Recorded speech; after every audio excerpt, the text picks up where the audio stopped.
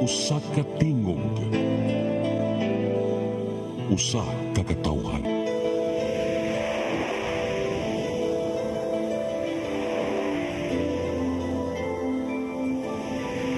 Cebu Catholic Television Network.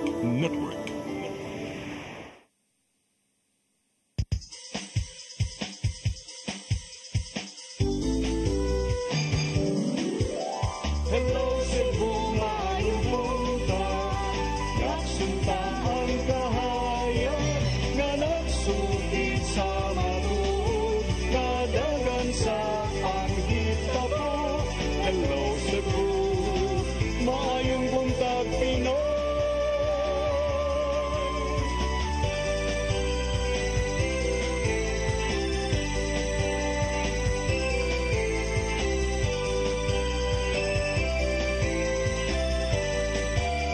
Ang katutulungan sa mga katawhan.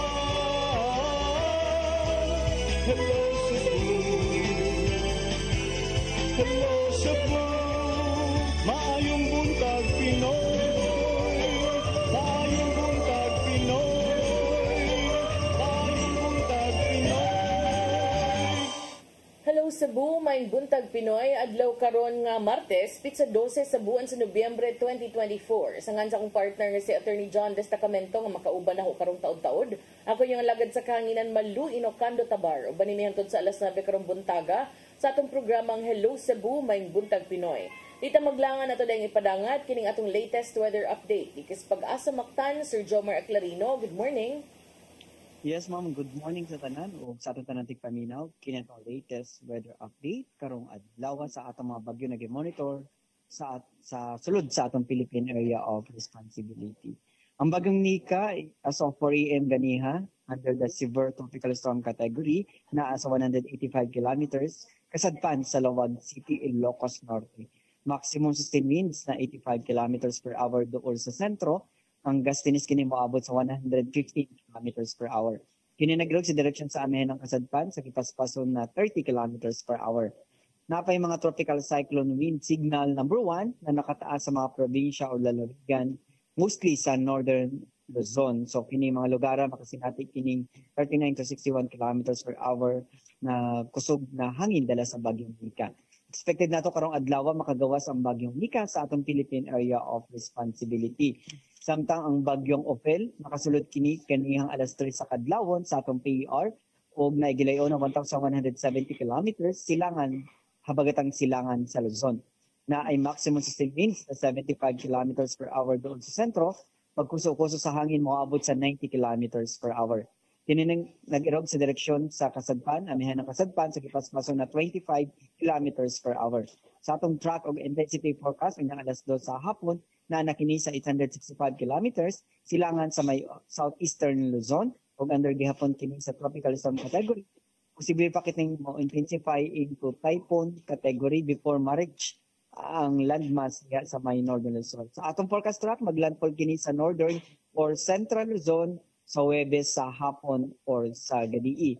Samtang lain na bagyo sa PER, nagawas ng Philippine Area of Responsibility na international name naman ni o tropical storm category na gilayon na 2,870 kilometers silangan sa southeastern Luzon.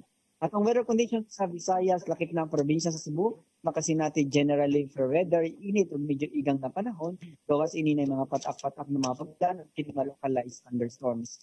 Hinay nga ito na sa kasarangan ng hangin na sinatin sa Visayas, una kadagatan malinawan nga ito na sa kasarangan ang pagbalod. Temperatura sa 42 degrees Celsius, haring adlaw mo sa alap alas 5:18 sa hapon, ang dagat mo sa hapon, mutaob sa alas 9:01 sa gabi.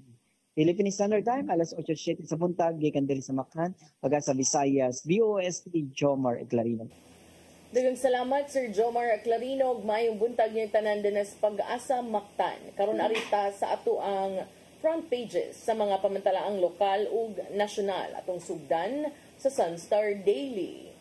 Sa Sunstar Daily, Garcia backs fraud audit on traffic light project. Sa super balita sa Sunstar, nagmotor patay tungod sa mga bato. Sa The Freeman, to maintain peace and security, cops remain at City Hall. Sa Banat News, sa The Freeman, na tagakag mga baton na matay. Sa Philippine Daily Inquirer, clearer business rules and perks would create more law. Sa Philippine Star, Rodi ready to face Quad Committee. Sa Manila Bulletin, create more. Marcos's newly signed law to boost investor confidence and cut red tape. Ug sa Tempo, revenge attack. Old grudge leads to murder of ex-Iloilo Village chair. Mao katong front pages sa mga pamantalaang lokal ug nasyonal. Sa among pagbalik ang maipadangat kaninyo, mga balita nga nahipo sa kaubanan sa CCTN News and Public Affairs team. Please stand by. Hello Cebu, maayong buntag Pinoy, maayong buntag Pinoy, maayong buntag Pinoy. Discover the beauty of the Philippines.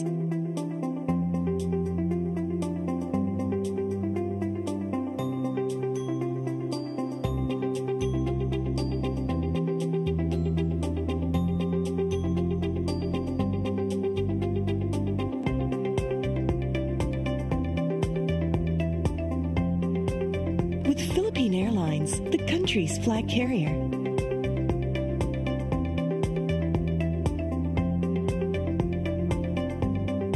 The airline that lets you feel the warmth of the nation.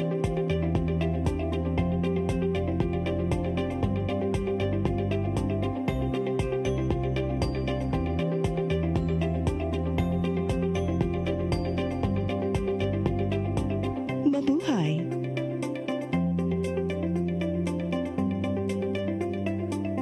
Start today.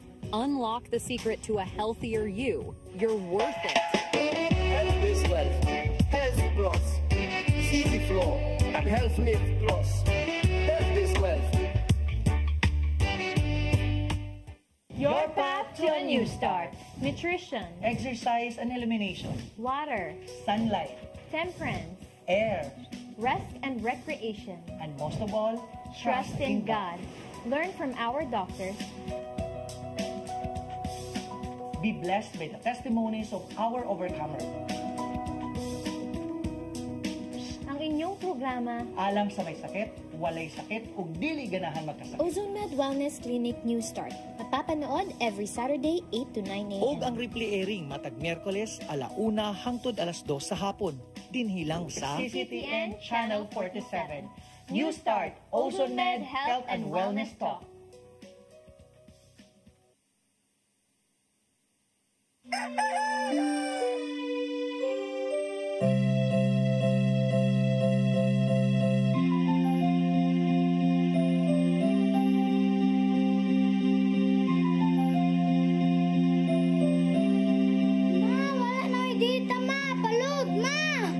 Sorry ma'am, na-late ko.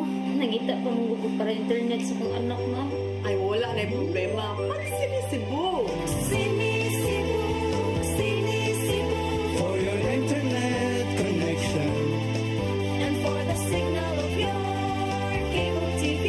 so fast and straight the transmission to your home. Sinisibu! Sinisibu, Sinisibu offers you to have fiber optics. For your viewing experience, perfect and clear so far. So great and affordable for you to enjoy. Sinisibu. Cine Cebu Television Network Incorporated offers fiber to the home broadband internet bundled with fiber to the home cable TV connection. Cine Cebu Television Network Incorporated with its operation in Metro Cebu and the whole province of Cebu soon. And affordable for you to enjoy. Sinisibu!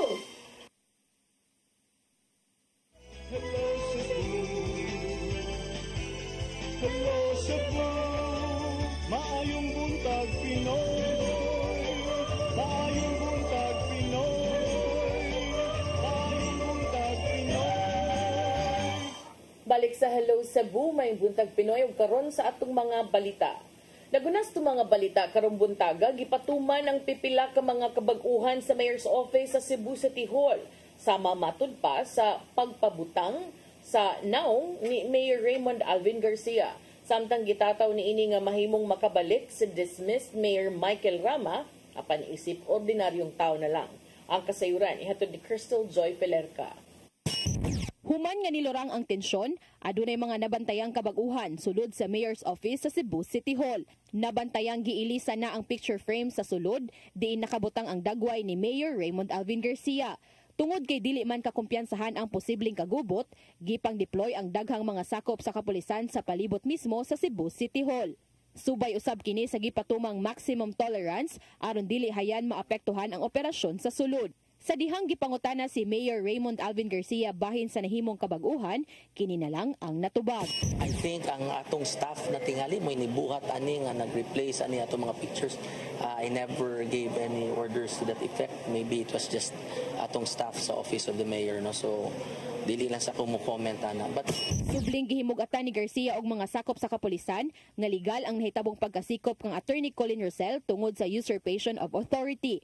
Tungod kini sa giingong pagpakigsabot sa pipila ka mga kawani sa Cebu City Hall nga nisangpot sa jutay nga tensyon. So when the person is about to commit usurpation, is committing usurpation, or has just committed usurpation, that is a warrantless arrest.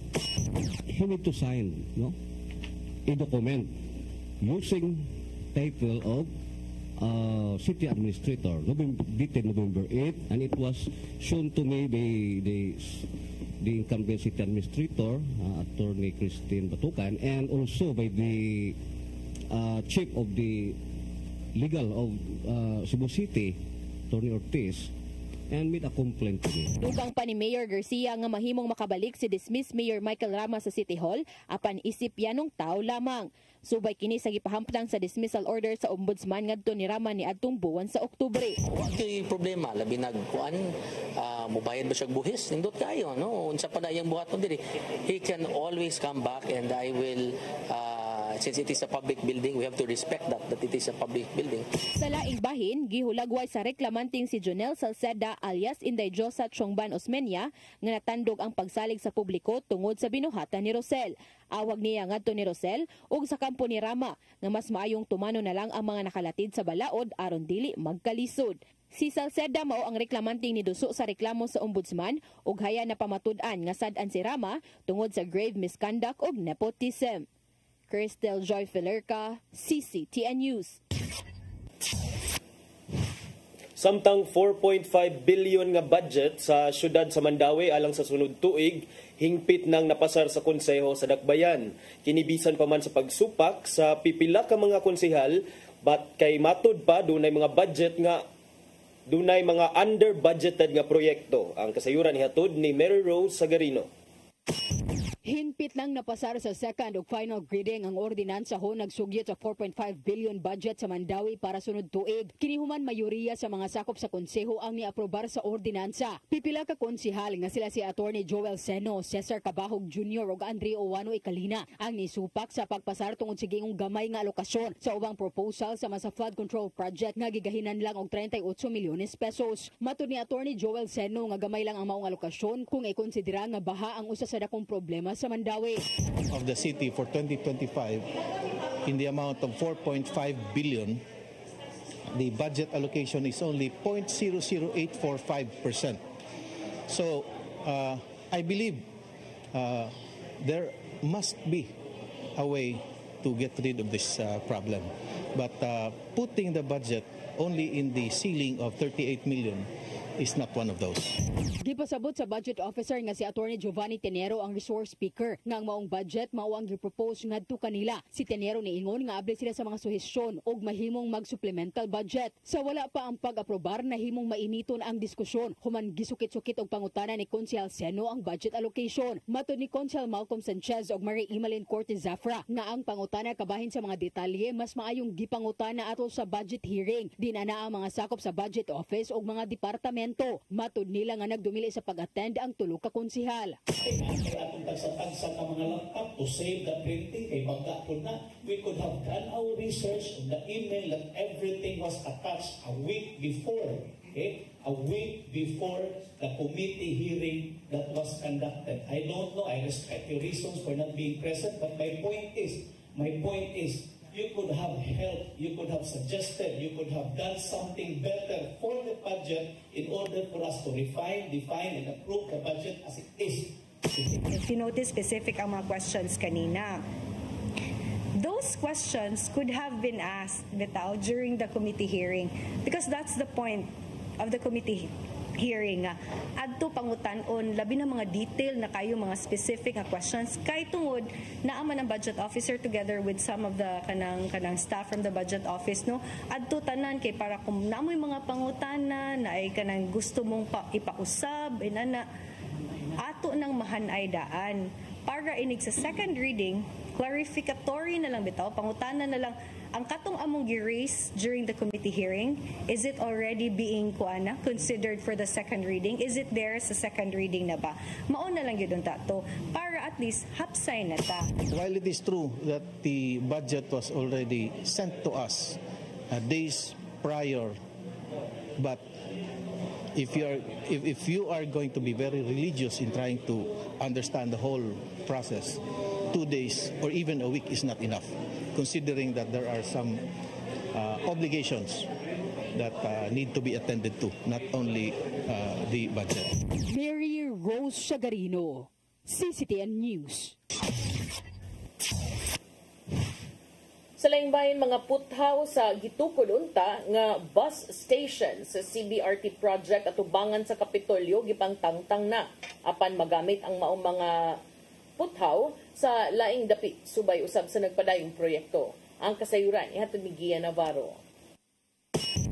Nahimong issue ang gitukod unta nga bus station sa Cebu Bus Rapid Transit at ubangan sa Kapitolyo sukad nitong Pebrero. Tungod kini sa mismong disenyo nga may nakapababag sa Cebu Provincial Capitol Building nga protektado sa mga balaod isip heritage site.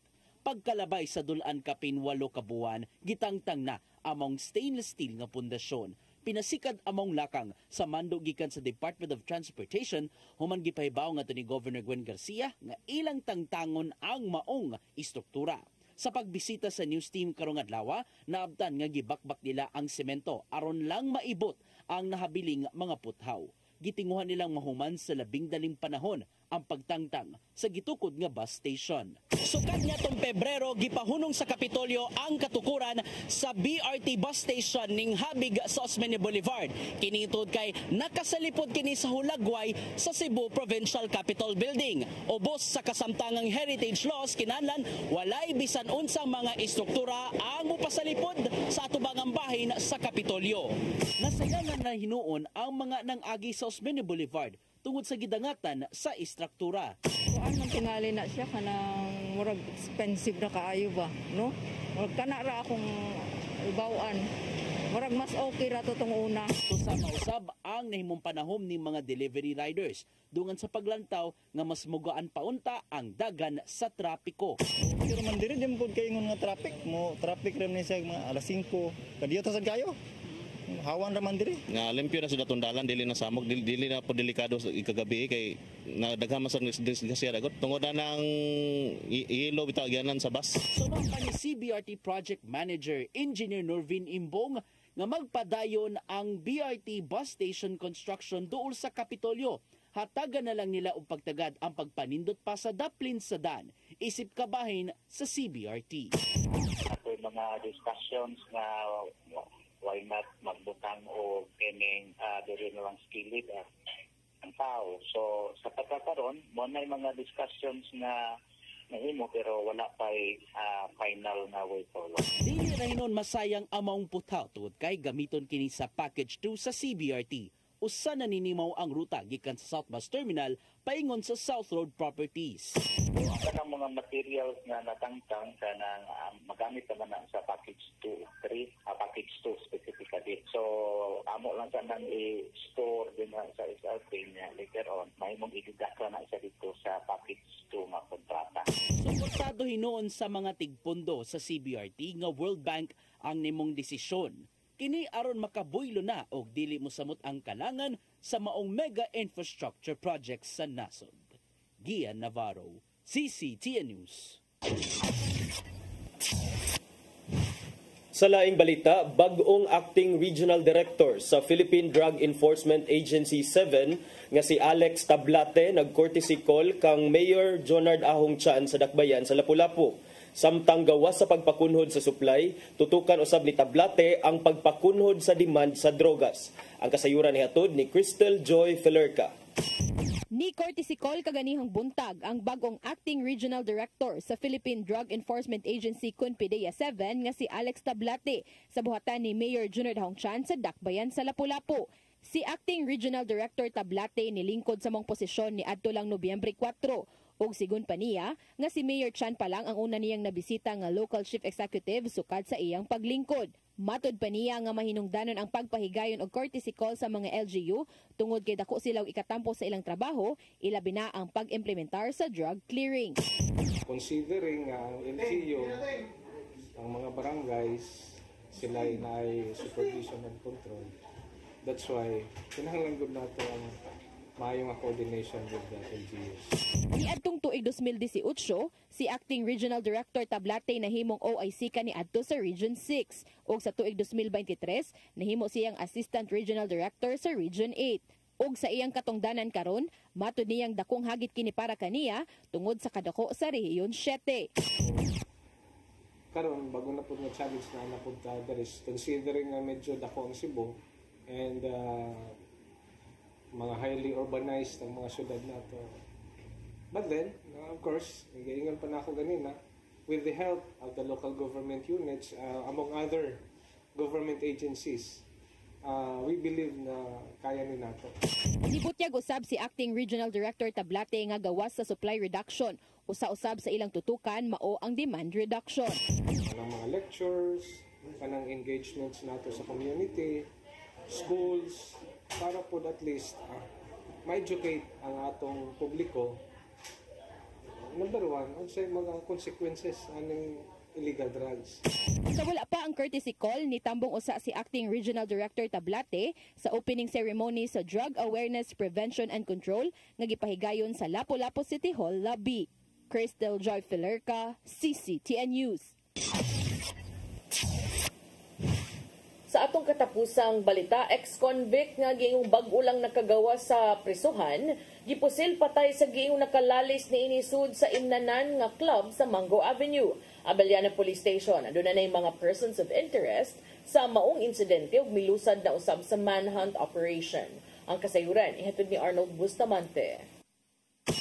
Patay ang usa ka 21 anyos nga lalaki human po sila sa naka-minivan alas 2:50 kagahapon sa kadlawon sa atbang sa usa ka fast food chain sa dalan General Maximilian Avenue sa Dakbayan, Sugbo. Ang biktima gila nga si John Mike Simplante, 21 anyos, residente sa barangay Tipulo sa siyudad sa Mandaue. Matud sa kauban sa biktima nga 17 anyos nga gikan sila nga nag-inom uban sa ilang mga barkada sa Uptown Club Mango, General Maximilian Avenue sa barangay Kamputao sa Dakbayan, Sugbo. Pagka alas 2:45 sa kadlawon, nakahukom sila nga mamauli na kay buntag na din ang biktima sa sa motor nga gimaniho sa iyang higala ug lain pa nga backrider. Apan pagabot sa stoplight at bang sa Jollibee General Maximilian Avenue, duha ka lalaki ang bikalit sa pagkanaog sa gisakin nini nga green minivan ug bitbit nini ang wala matino nga kalibre sa armas ug daing pusil sa biktima. Tubong sa walang tiyan nini, human sa pagpamusil dali nga misakay sa minivan ang suspitsado ug mipasutoy sa pagpadagan pahilayo. Dali nga meresponde ang mga medical team sa barangay Kapuntao ug gidala ang biktima sa Cebu City Medical Center. Apan pagka alas 3:35 nakabsan gyud kini sa iyang kinabuhi. Ang mga insidente nakuha ang kinig CCTV camera sa kagamanan sa Dakbayan sa Sugbo. Di naklaro ang panagway sa duha ka mga suspitsado nga mao'y namusil. Si Police Captain Mark Eric Papong, ang hepe sa Abellana Police Station 2 na kanayon, nga tungod sa mga kuha sa CCTV camera, nagkuha usab nila ang plate number sa maong sakinan nga mao ang KBC 8248 nga dali usab nila nga gipasusi sa Land Transportation Office ug nakuha nila ang pangalan niini. Sakay sa maong minivan ang upat ka mga lalaki ug usa ka babae nga mao karon ang ilang target sa manhunt operation. Sir, kahapon sir, nakakuha mga CCTV footages, naka-recover na sa nanatay mga nakitang nawong sa mga kuan, sa mga suspect nato sir.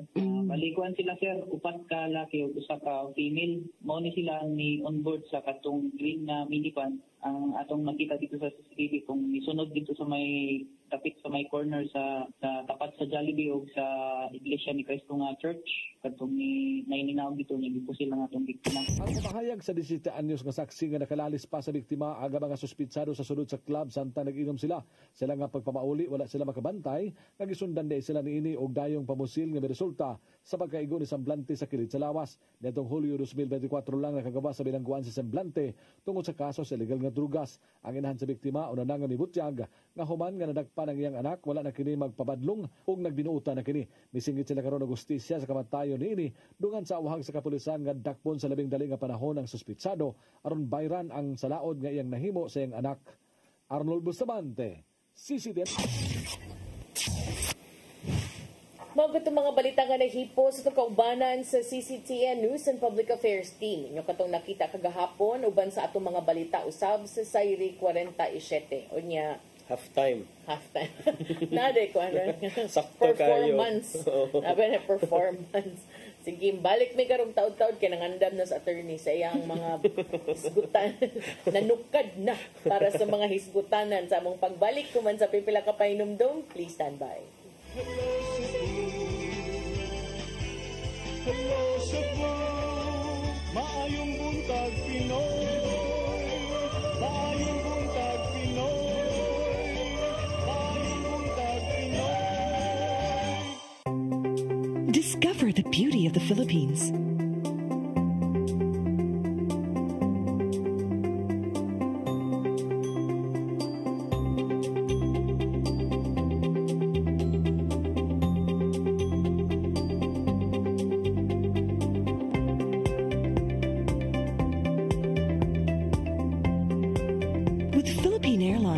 Country's flag carrier.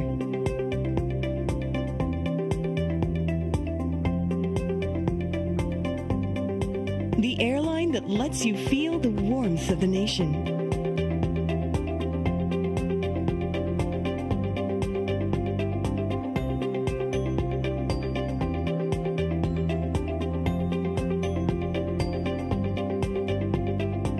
Mabuhay.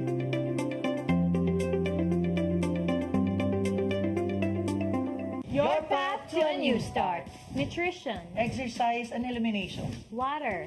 Sunlight. Temperance. Air. Rest and recreation. And most of all, Trust in God. Learn from our doctors. Be blessed by the testimonies of our overcomers. Ang inyong programa, Alam sa may sakit, walay sakit, ug dili ganahan magkasakit. Ozone Med Wellness Clinic New Start. Napapanood every Saturday 8 to 9 a.m. Og ang replay airing matag Miyerkules 1:00 hangtod 2:00 sa hapon. Dinhilang sa CCTN Channel 47. New Start, Ozone Med Health and Wellness Talk.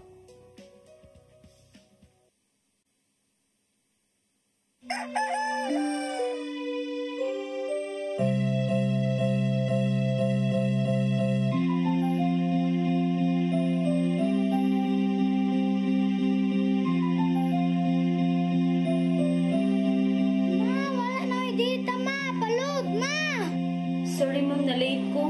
Nangita pa mong gusto para internet sa kong anak ma'am. Ay, wala na yung problema. Mag-Sinisibu! Sinisibu, Sinisibu. For your internet connection. And for the signal of your cable TV. So fast and straight that transmission to your home. Sinisibu! Sinisibu, Sinisibu. Offers you to have fiber optics. For your viewing experience, perfect and clear so far. So great and affordable for you to enjoy. Sinisibu. Sinisibu Television Network Incorporated offers fiber to the home broadband internet bundled with fiber to the home cable TV connection. Sinisibu Television Network Incorporated with its operation in Metro Cebu and the whole province of Cebu soon. And affordable for you to enjoy. Sinisibu!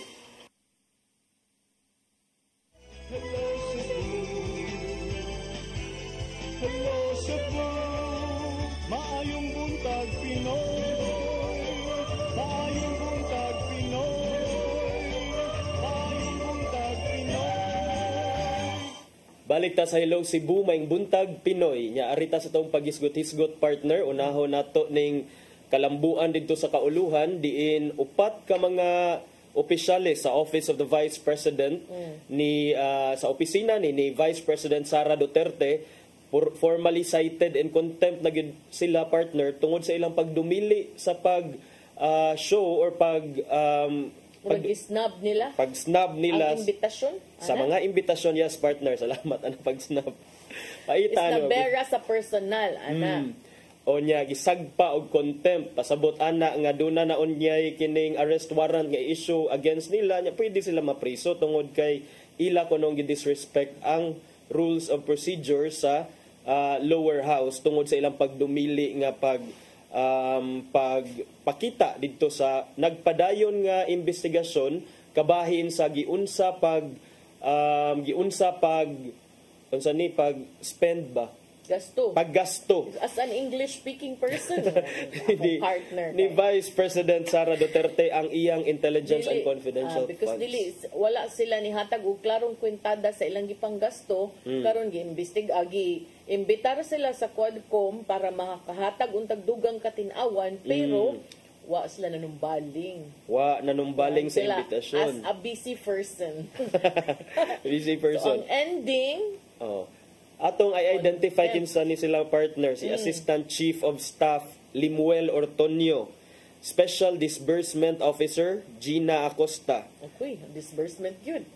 Og spouses magtiayon Edward and Sunshine Chare Fajarda og si Special Disbursement Officer and Assistant Secretary of the Department of Education kani si Fajarda when Duterte was still Education Secretary. Ang ikalima unta na nakalingkawas partner sa contempt si Attorney Zuleika Lopez nga maoy Chief of Staff ni Duterte. Kay mi send siya letter na nasang send mi padala sa letter partner explaining nga na ako sa Los Angeles niya nagkuan ko na ako diri kay naisakit ako ang iyaan. So caring sad nga pagumangko no. So muna partner but kining upat nagatubang na ni Ron. Wani ang Quadcom doktor dai ka ikaw giday makaayo. But at least na ikuan di ba? At least nay rason dili kay wa lang palingog-lingog lang siguro ana. Nya muna partner nga tungod aning contempt ambot lang kung unsay next stage ani kay of course malutsan gyud ni og warrant of arrest kay atong mahidumduman sa katong mga previous nga balita nga over 1,200 ka mga resibo, acknowledgement receipts nga supposedly kuno pang Murag man ni katong naipangan sa piatos ug kuano. Sa piatos. Nay usa sa mga recipient nagkatawa ko ato piatos nga kanang basta pagkaon ang gibutang. Okay, liman ka 1,200 kapin ka mga acknowledgement receipts imbes nga ang date kay December 2022 nahimong December 2023. Ani trend ay ni nga pangan attorney kay ang gigamit kuno nga ningon man sila nga wa nila gi-misuse ilang budget, wa nila gibinuangan ang budget pero namo kuno yung recipient dito nga ang pangan Mary Grace Piatos. So, Mary Grace, kanang bakery dito sa Manila, kanang cheese roll, mao siguro ilang gisnack, plus Piatos. Kanya na itong Congress nga, klaro na aning pangan na, bagay aplidong Piatos, di ba? Wata kay Bao partner, sa kadaghang ta, 118 million Filipinos. Bitaw kay ang uban baya, mo ingon niya, nga kanila ako ipangan sa kong anak, kay mao na akong gipangaan pag amdus na ako. Di ba? Nya, kanang, masayop kag date partner sa 1,200 ka mga resibo. Kuan po, di pa ka makaingon nga. Di ba, di ka makaingon nga si Piat, kay supposedly baya, kumukuha kag resibo, the date of purchase baya. Di ba na pwede nga, balikon lang na kaugma. Lagi, ang date of purchase niya, dayon nga nung ang nasend nga justification for the spending in 2022, naaman sa December 2023. Nga naman na, uy, dugay kaayo, nakautang ba ta? Unya, naay mga kuwang o mga, naay uban nga, naay mga pangan, pero dili maklaro, yan nasay uban nga, signature lang ang gibutang. Kay kanim sagong uban, mga ugpak lunch, Di man gud isuwat og ta. Pack lunch, so pack lunch sa confidential funds, partner, kaysa gipakaon dito. Depende kung nani kuan. Nabi na yung ba ni nana, may kay ako di gyud ko mo pero man na gyud ko. Di man ko mukaon, di lang ko. Di gyud kay mukaon di ay. Kuy, gano'n. Unsa asa pala na ang uban baya kay di butang heading. Papirmahan ra. Asa ro na ibutang. Sige, saon Una ka. kamo careful kay mo ana nam sa uban sa laog sa kay pack lunch. Tagura, tagutlok, wow niya, kumpiyansa kay mo. Butang na yung pangan dito. Si attorney dyan, tulo ka pa. Di man madagod ang usara ka rice, partner. Mauna, ang uban, wara na nila. Pero ako, careful ko ginana eh. No. Kung di ko mukaon, di lang ko mo pirma kay Wamsan. Kung ikaw, ni gurong ko na minaw diri. Diba? Kaya lisod kayo. So, mauna, apil lang silang probe. So, karon attorney, unsa may mahitabuan ng mga gipang contempt. Kung mahitabuan ang pag-contempt, basically mapriso sila based sa mapriso sila, partner. Doon ay prisuhan na inside the lower house. Di ba puno nakaayo kay daghan na kay gipang priso? Ang uban ana mahuman man sa dilang term at dili man na mulapas. Wow. Dili na siya mulapas og mga sa more than sa term sa mga congressman, partner. Pero kanang inana attorney ba kay sa congressman ang prisuhan, kita'y nagbayad ilang accommodations. Naanay part na sa ilahang sana MOOE goro na sila MOOE. Pero nabi uban ni ingon kay murag nakadungog ko sa radyo like kanang katong imbitasyon ni former President Duterte ni ingon nga ilahang contingency kuno nako sila funds mo biyahe balik-balik. Ingon to uban nga mga congressman kami nila bayad personal funds para makalarga gid mo including your entourage. Grabe ha, good partner. Nadyo mo sponsor nga personal funds pa. But speaking of that, nag-mention ka Duterte. Kay si Duterte kuno partner after so many times nga unsa mo atubang bagyod siya sa mga kongresista or dili kay kining ang atong lower house quad Senate man to no. Senado man to partner 2 weeks or 3 weeks ago. Karon Duterte kuno is ready to face quad committee at the lower house. Today na.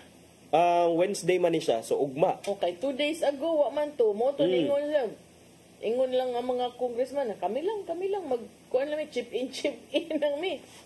I think exclusive ni nga balita sa Philippine Star kay ang na-cite nila nga source nga wala panganli miingon nga si Duterte kuno will be flying from his retirement house in Davao City paingon sa Manila pero kining to attend kuno the quad committee hearing subject to a murag physical or medical check-up sa before paluparon. Okay.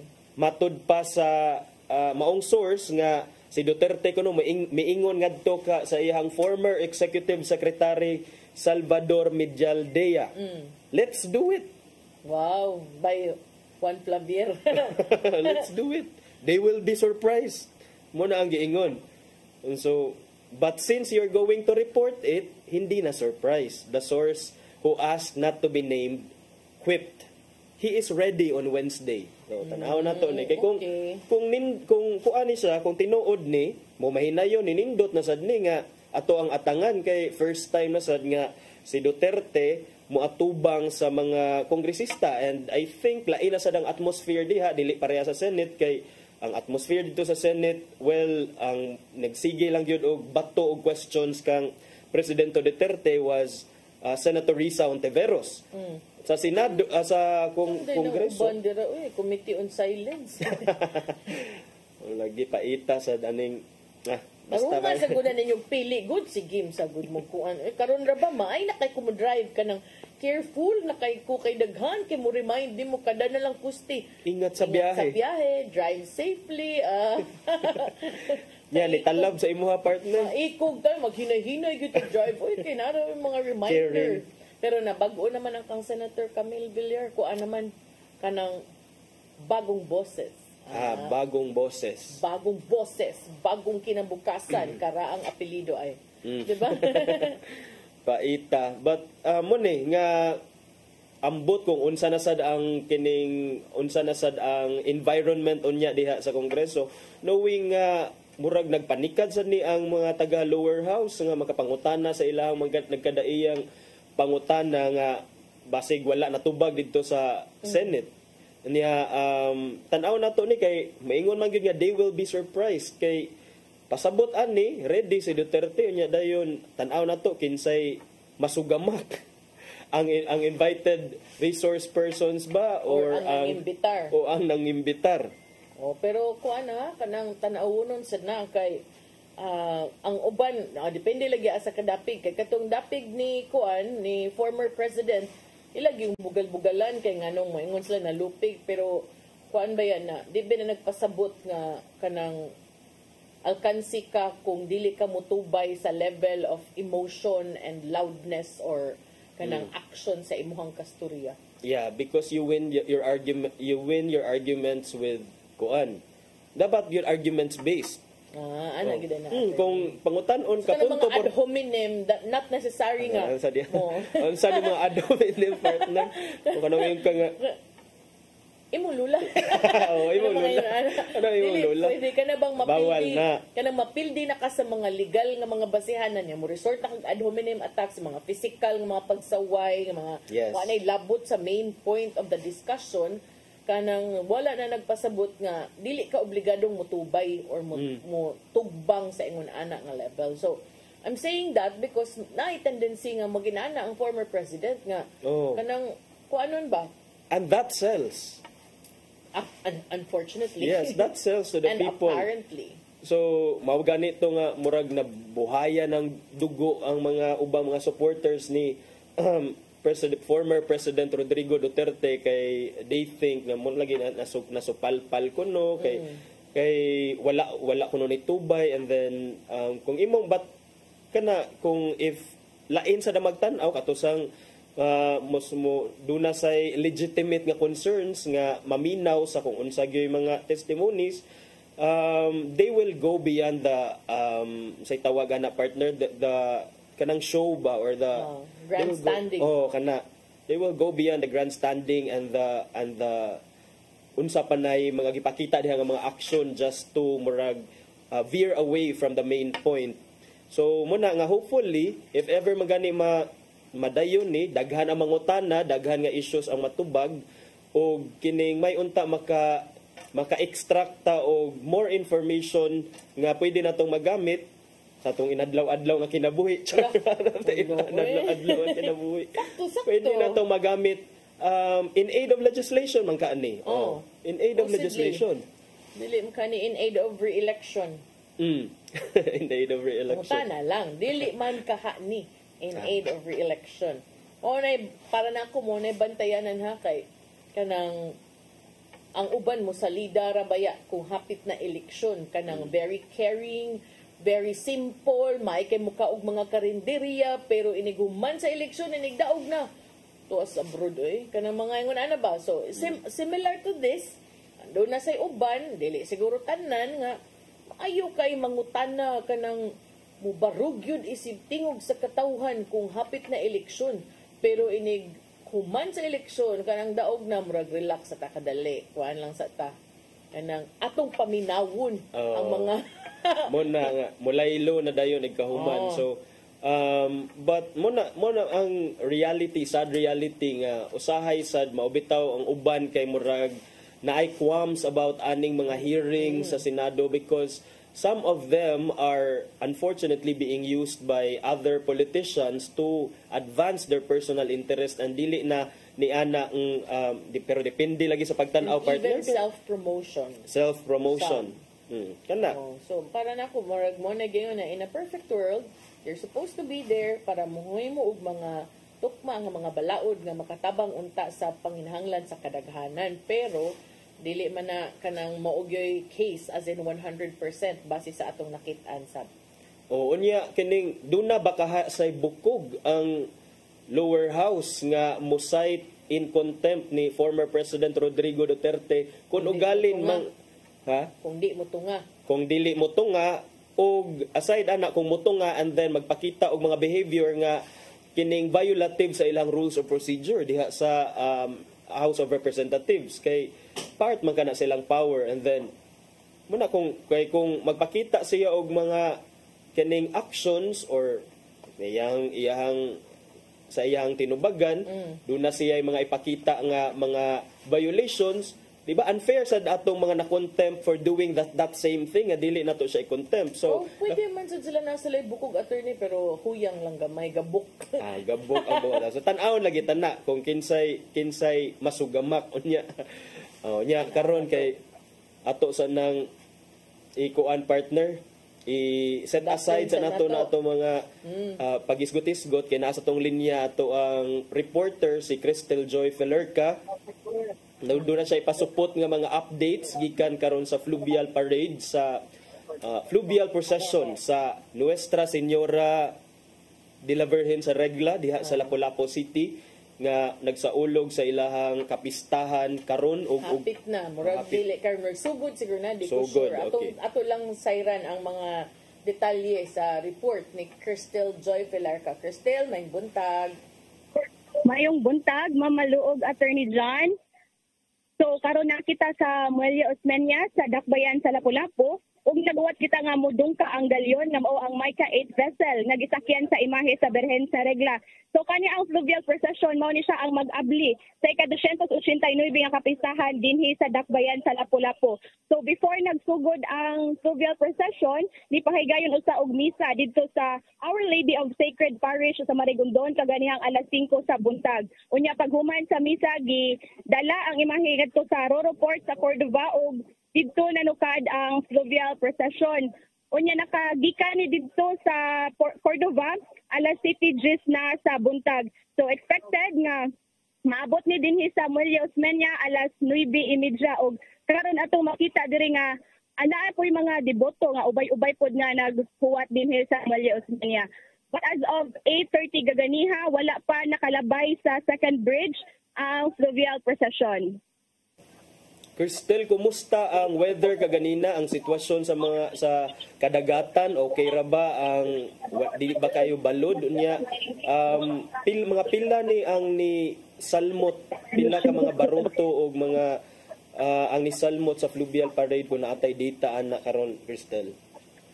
Yes, attorney, karon no ato makita nga init kayo ang panahon diri sa Lapu-Lapu og mao po ni dito sitwasyon sa Cordova kanina sa pagsugod sa fluvial procession, init ang panahon og hapsay linaw ra ang dagat. Og sa atong dato sa mga vessels no, ni atong Biyernes ang uwahing adlaw sa registration sa mga vessels nga mosalmot og nakuha nato sa Lapu-Lapu City Tourism Office nga adunay 60 nga mga vessel nga nagparehistro. Apa kana atong tan-awon kung karong adlaw aduna bay mga nisalot or kanang mga nikuyog na wala pa nga nakaparehistro kay usa na nga gitan-aw no nga usa na nga gitan-aw nga kung daghan ba ang mosalmot gihapon bisag wala nagparehistro. Unsay mga mahitabo karong adlaw ug sa umaabot nga mga adlaw, Crystal? Yes, karong adlaw Mamalu inighuman sa fluvial procession kay adunay ipahigayon nga misa alas 10 sa buntag. So everyday ika-21. Unsa to? Medyo naputol ka, Crystal. So, karong adlaw dunay misa unya. Magsunod-sunod na ang mga misa hangtod na ikapit sa 21 og aduna po yung mga nightly activities ang LGU Lapu-Lapu. So today ang first day sa Novena Masses hangtod na sa pista. Kano sa gayong pista ani Crystal? 20-21 Mamalu. Okay. Unya unsa ba sa mga major nga mga activities nga paabot sa itong mga kaigsuunan nga gusto mo anha din ha sa umaabot ng mga adlaw? So usa sa gikuan na ni Mamalu no kay Garbo sa Lapu-Lapu Festival karong Nobyembre 17 diin first time ni nga gibuhat sa LGU Lapu-Lapu kung diin matag barangay na ang mosalmot sa mga festival. So participated by the different barangay sabni. Unya kanang kinsa man ang ni appeal sa fluvial naaba si Mayor Ahong Chan o si Congresswoman Cindy King Chan. May nakadungog ko nga murag naputol. Murag naa sila pero murag si Crystal ang nawa. Sige. Signal dito na Pit Samuel kay kanang basig ng taon og mobiling to ba. Balikan lang yan na nato siguro ato lang nang i-update ugma kay 8:52 naman di ay. So Karon no, ang katong giadto ni Cristel mao tay first of many sa umaabot ng mga adlaw ng mga kalihukan sa dakbayan sa Lapu-Lapu subay usab sa pagsaulog sa kapistahan sa Birhen sa Regla. So atangin ninyo ang mga detalye, mga updates unyang hapon sa mga balita sa Sairi 47 labi na katong mga deboto sa Birhen sa Regla. Makanumdum ko ani attorney kay akong papa kaniadto na ay ma-ospital saad na siya unya ikahuman ikagawas or kanang maayo na dalon gyud mi didto moadto gyud kay murag motuman sa iyahang kanang panaad ba so kana siya dinha sa Birhen sa Regla. Nya kadtong dunay mga tuyo sa syudad sa Lapu-Lapu katong mga mularga mo ana sa airport. You might want to consider the upcoming festivities nga basin dunay aron kining di mo mabiyaan sa inyong mga flights, dili mo makuan. So ana kanang adjust accordingly kay traffic ban gani every now and then on regular days, how much more kung dunay mga dagkong kalihukan unya murag di kay tantong busy atong amigong taguno tus nga garilaw ro mga panahon na kay tourism officer ba siya. So kana no atangin na ninyo. Paabot pa mi sa imong imbitasyon diha kung masayt ka mi in contempt dili yun ni man. Magpaabot kasi ang imbitasyon. Unsa man. Dili lang ko magpaabot kay last niyang tawag nako murag dim to imbitasyon na hassle makuato yan. Hala. Hello din ni Gary Lau. Good morning Sir Gar. Nya kining tarungan na isu kay tarungan na diha. Tarungan na diha Sir Gar. Kaluoy. Ya unsa man tong kuan partner katong kuan samto ganina sa City Hall oy. Sa tinahitabo ganina sa City Hall nga na wa sa kuan kuan. Sa may nahitabo sa City Hall. Katong update sa mga mananapaw ba? Sa mananapaw. Wala gisapawan na mga frame. Kato. Picture na. Kato mga picture na. Picture na ni Mayor Raymond Alvin Garcia. Picture na di ay di palagot sa kontra. Dili ko no siya nagsugo ato ako nung staff pero Mayor pagbantayan na ha kung imong staff magbuot-buot unya dili nimo gisugo or why approval nimo di pud na maayo nga sign kay sayra ba ang uban murag mas mayor pas mayor. Kung private gani murag mas tag-iya pas tag-iya. kung makabuot-buot, di ba? So ayaw ana pod mayor. Kasabot ko to sa imong point aron ingnon kay layon sa kay paminaw kag ako jud nag-ingon ato ka para makahinumdum sila nga ako na. This is it. This is me. Pero dapat may order. Depende sa frame raman to nag-decorate raman to sila. Pero kaya pag humble lang kuan ba exercise of dominion, acts of ownership. Ana. Nobody owns City Hall. It's the people who own City Hall. Trust. So pwede na dahil mong picture to butang dito.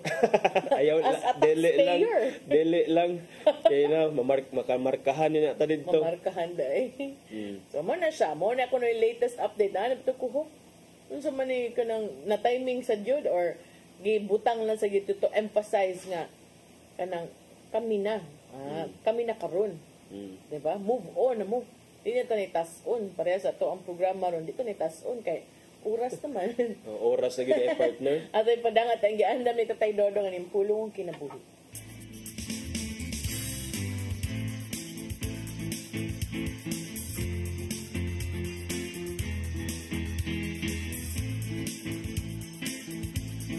Ang pulong mo, ang diwat sa dalan ko.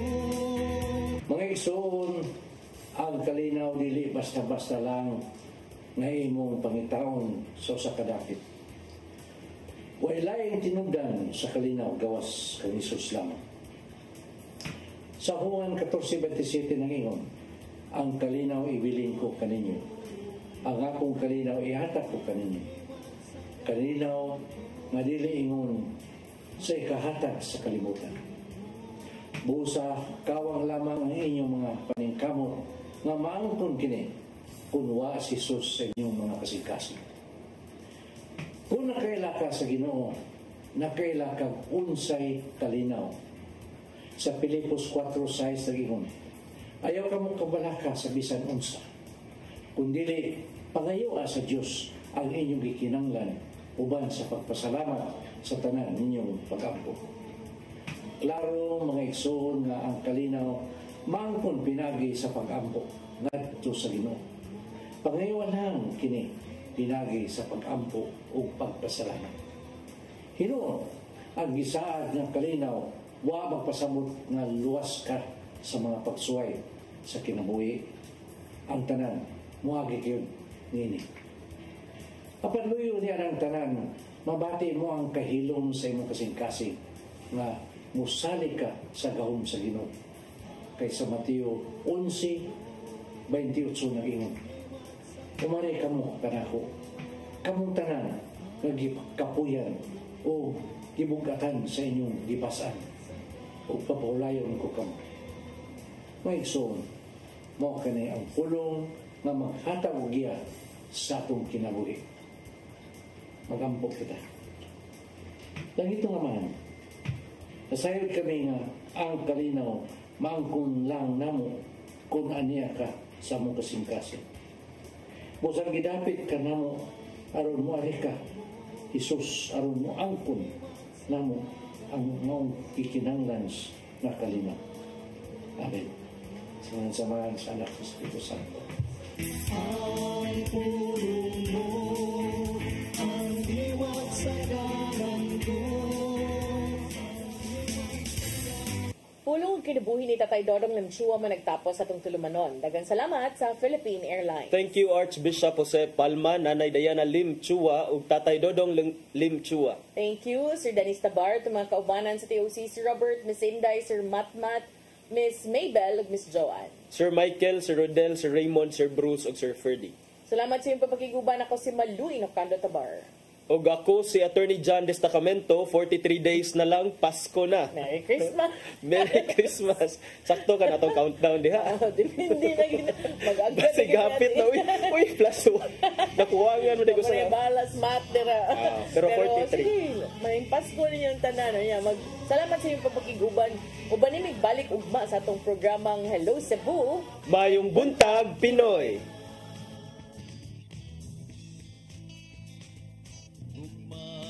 Angay na kong paambi sa igsuon ng hubog, gutom sa pagmahal, kay kaniya mo lang mapatayag, isa'y kahulugan sa Pasko, ito sa